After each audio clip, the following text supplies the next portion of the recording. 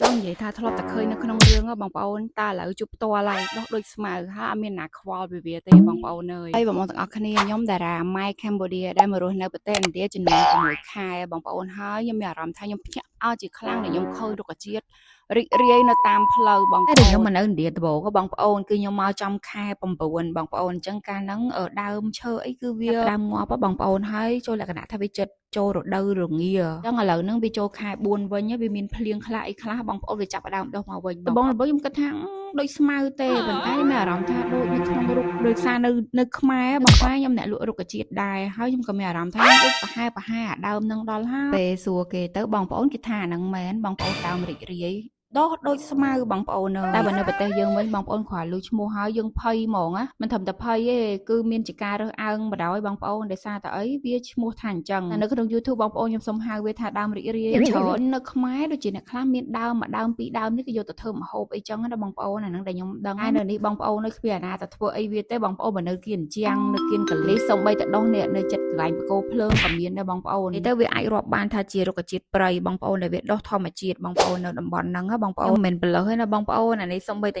ពេលដែលខ្ញុំដើរចេញពីសាលាកូនខ្ញុំសាក់ដើរថតមើលគៀនផ្លូវហ្នឹងគឺខ្ញុំឃើញគ្រប់ទីកន្លែងបងប្អូនខ្ញុំនិយាយមកថ្ងៃដែលខ្ញុំនាំកូនខ្ញុំទៅសាលាបងប្អូនហើយយើងដើរចេញពីសាលាមកมันមានផ្លូវហើយអាណាគៀនផ្លូវហ្នឹងក៏មានជាបន្លាយបងប្អូនហើយបន្លាយហ្នឹងគឺជាទឹកធ្លាក់ពីលើភ្នំមកអញ្ចឹងណាបងប្អូនហើយអាបន្លាយហ្នឹងទៀតបងប្អូននៅគៀនបន្លាយហ្មងបងប្អូនរាប់ពាន់រាប់ម៉ឺនដើមបងប្អូនហើយយើងដែលយើងមើលទៅឃើញដុកហ្នឹងគឺអាហ្នឹងទាំងអស់ហ្មងបងប្អូនសុទ្ធតែដើមរីករាយខ្ញុំថតបដៅខ្ញុំសើចបដៅបងប្អូនខ្ញុំនិយាយមកខ្ញុំហួសចិត្តហ្មងហើយមានណាតែដាំវាទេបងប្អូនបើវាដុះធម្មជាតិអញ្ចឹងឧទាហរណ៍ថាបើសិនជាវាងាប់ម្ដងទៅវាមិនមានធ្លាក់គ្រាប់ដល់ពេលធ្លាក់គ្រាប់ចឹងទៅវារាយពាយពេញហ្នឹងទៅដល់ពេលខែភ្លៀងវារស់ម្ដងទៀតចឹងណាបងប្អូនអាហ្នឹងតាមតំបន់ហ្នឹងអញ្ចឹងវាមានតាំងពីជីដូនជីតាម៉ាកងវាមកម្លេះបងប្អូនអើយតាំងពីជំនាន់ណាជំនាន់ណីមកបីទៅអាកន្លែងវាលស្មៅហ្នឹងក៏មានចេញតាមផ្លូវនិយាយទៅដីកន្លែងណាតនេគឺវាចេញមកតាមហ្នឹងបងប្អូនមើលណ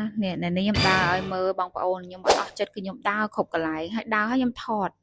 បងប្អូននេះសំខាន់ឆ្ងាញ់ជាងគេគឺអាកន្លែងគៀនលូហ្នឹងហ្មងបងប្អូនគៀនលូទឹកបងប្អូននេះបងប្អូនធ្លាក់ទៅក្នុងលូហ្នឹងបងប្អូនក៏អាចហាយបានដែរនេះងំគៀនលូក៏ហាយបានដែរបងប្អូនអើយសិតតាហ្នឹងហើយដល់ចឹងអីវ៉ាន់នេះចង់និយាយថាបងប្អូនតាមពិតទៅដែលខ្ញុំស្រាវជ្រាវមើលទៅក្នុងGoogle បានបញ្ជាក់ថាដើមហ្នឹងមិនមែនស្របច្បាប់ 100% នៅប្រទេសឥណ្ឌាទេបងប្អូនតែគេលើកលែងតាមតំបន់ដែរបងប្អូនជាតំបន់ខ្លះគេមានវប្បធម៌ហើយនិងអរិយធម៌គេត្រូវប្រើប្រាស់ស្លឹកហើយនិងគ្រាប់វាគេអនុញ្ញាតឲ្យប្រើអញ្ចឹងបងប្អូនហើយវាដុះតាមធម្មជាតិតំបន់នេះចឹងខេត្តនេះអូត្រាខាននេះគេប្រើ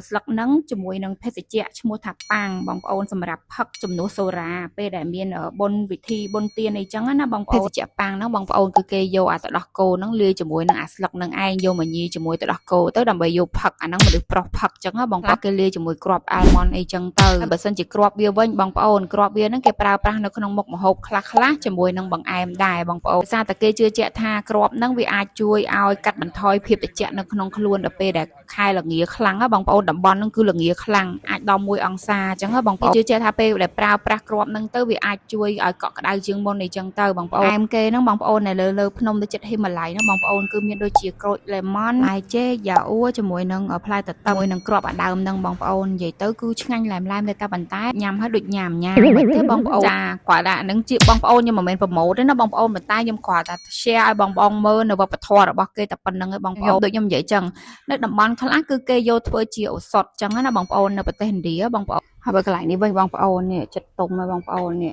វាជាគ្រាប់ចឹងណាបងប្អូនឃើញទេនេះគ្រប់កន្លែងបងប្អូនអើយហើយពេលដែលវាទុំអញ្ចឹងខ្ញុំមិនដឹងដែរអានេះប្រហែលជាគេយកទៅធ្វើម្ហូបបានបងប្អូនប៉ុន្តែអារបៀបផ្កាមួយទៀតខ្ញុំបាក់ហៅនេះវាច្រើនហ្មងបងប្អូនជាមួយខ្ញុំនាំបងប្អូនមើលដុបមួយទៀត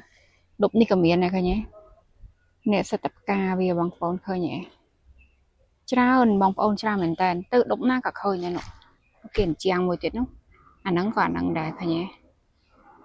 េចាបងប្អូននេះជាទស្សនភាពនៅគៀនផ្ទះហ្មងដូចស្មៅដូចខ្ញុំនិយាយចឹងបងប្អូននេះរបៀបដីគេតនេចោលចឹងខ្ញុំមកកាច់ឲ្យបងមើលបងប្អូនអើយខ្ញុំនិយាយមែនអាដើមហ្នឹងខ្ញុំមិនដែលស្គាល់រសជាតិមិនទេតែដល់ពេលខ្ញុំកាច់មកយកមកហិតបងប្អូនខ្ញុំមានអារម្មណ៍ថាដូចស្អុយបងប្អូននិយាយទៅដូចខ្មិះរបៀប ដូចស្មៅមិនទេចានេះគ្រាន់តែជាបទពិសោធន៍របស់ខ្ញុំទេបងប្អូនប្លែកបងប្អូនជនជាតិឥណ្ឌាបងប្អូនដែលអ្នកធ្វើការជាមួយគេប្រាប់ថាអ្នកខ្លះគេយកទៅជក់អីអញ្ចឹងបងប្អូនគេយកជក់ជាមួយនឹងបារីបងប្អូនហើយគាត់ថាមានញីហើយនឹងឈ្មោលដែរហើយគាត់នេះគាត់ខំនាំខ្ញុំដើរទៅមើលនៅចំហៀងផ្ទះគាត់ដែរបងប្អូនអាខាងស្ដាំដៃហ្នឹងគឺផ្ទះគាត់ដោដូចស្មៅចឹងបងប្អូនខ្ញុំនិយាយចឹងគាត់ថាវាមានអាដើមញីហើយដើមឈ្មោលហើយគេគាត់ថាគាត់ប្រឡេះឲ្យមើលចឹងណាហើយគេដកអាសឹកនឹងចេញហើយគេយកអាគ្រាប់ហ្នឹងបើសិនជាវាមានលំអងហ្នឹងគេយកអាលំអងហ្នឹងឯងយកមកដាក់ជាមួយនឹងបារីទៅគេជក់អញ្ចឹងណាបងប្អូនចាកុំសាក់លបងអីបងប្អូនអើយអានេះគ្រាន់តែថាជាដែលយើងឃើញដែលខ្ញុំឃើញឲ្យមើលណាបងប្អូនអញ្ចឹងអត់ចម្លែកទេដែរលើភ្នំនឹងអារម្មណ៍ល្អរហូតបងប្អូនអើយសัตว์ជ្រូកព្រៃបងប្អូនខ្ញុំចេះឆ្ងល់មិនក៏ពួកអាជ្រូកព្រៃនោះវាស្លូតម៉ែវាមិនមែនស្លូតទេបងប្អូនចូលលក្ខណៈវាធ្វើអីយើងសូម្បីតែសេះពេលខ្លះជួបទាំងសេះទៀតនៅផ្លូវក្នុងគេក្នុងក្រុងហ្មងបងសារតែក្រុងហ្នឹងវានៅចិត្តភ្នំបដ ாய் បងប្អូនតំបន់ហ្នឹងហើយដូចផឹកឡើងអញ្ចឹងវាចុះមកបងប្អូនមិន2 3ក្បាលសឹក5ក្បាលអីចុះមកស្មៅស៊ីអាស្អីហ្នឹងអញ្ចឹងណាបងប្អូនមនុស្សនៅតែមនុស្សទៅវានៅតែវាទៅដល់អត់មានណាខ្វល់ណាទេបងប្អូនទៅ